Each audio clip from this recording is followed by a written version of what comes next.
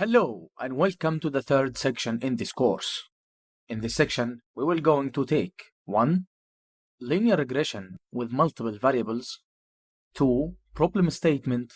3. Problem solution. In this video, we will going to take the linear regression with multiple variables and model representation. As previously, linear regression can be with one variable like what we had in section 2. And the other type can be with multi-variable, like our example in this section, predicting housing prices. Let's recap the linear regression with one variable. Here, y equal w multiplied by x and added with b.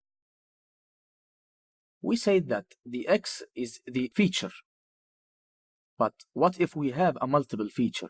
So the equation should to be like this. Y equal w1 times x1 plus w2 times x2 plus b, and etc. to the wn multiplied by xn plus b. And the pi term shape is equal to the number of the samples. The multilinear regression model is explain the relationship between y, the target, and more than one feature, the x1 and x2 and x3 until xn.